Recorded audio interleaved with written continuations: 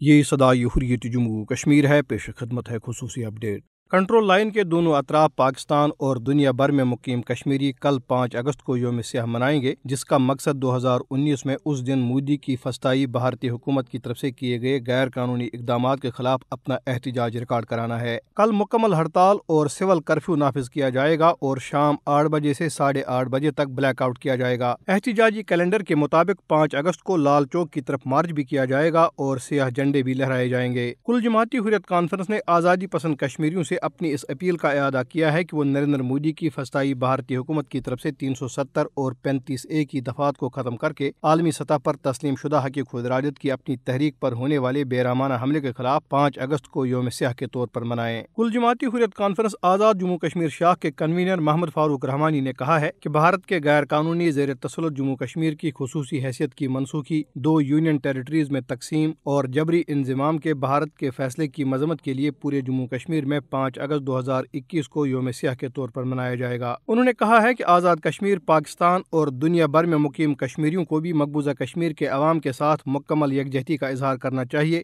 اور بھارت کی قابض ہندوتوا حکومت کے خلاف اپنی نفرت کا اظہار کرنا چاہیے۔ کل جماعتی حریت کانفرنس آزاد جموں کشمیر شاخ کے رہنماؤں نے سانحہ سورن کوٹ سیالہ کے شہید خاندان کو شاندار خراج عقیدت پیش کیا ہے، جنہیں بھارتی فوج نے 4 اگست 1998 کو شہید کر دیا تھا۔ بھارتی فوجیوں نے 1998 میں 4 اور 5 اگست کی درمیانی شب کو پونچھ کے علاقے سیالہ میں اندھادھند فائرنگ کر کے کشمیری کمانڈر امتیاز شیخ کے 19 اہل خانہ کو شہید کر دیا تھا، جن میں 10 خواتین اور 5 بچے بھی شامل تھے۔ خصوصی اپڈیٹ ختم ہوا۔ مقبوضہ جموں کشمیر دنیا کے ان خطوں میں سے ایک مسلم خطہ ہے جہاں لاکھوں لوگوں نے اپنے مسلمہ حقوق کی جدوجہد میں جانوں کا نذرانہ پیش کر کے اس بات کا برملا اور کھلم کھلا ثبوت پیش کیا کہ مقبوضہ جموں کشمیر کے عوام بھارت کی جبری غلامی کے خاتمے تک اپنی جدوجہد جاری رکھیں گے۔ جان سے بڑھ کر اور کوئی قربانی کیسے ہو سکتی ہے کہ کشمیری اپنی جانوں کا نذرانہ مسلسل پیش کر رہے ہیں اور بھارتی سفاک ظالم اور جابر فوجوں کا پامردی کے ساتھ مقابلہ کر رہے ہیں۔ اس حال میں کہ کشمیری نوجوانوں کے پاس اللہ پر توکل، اسی پر بھروسہ اور اسی کے دین کے لیے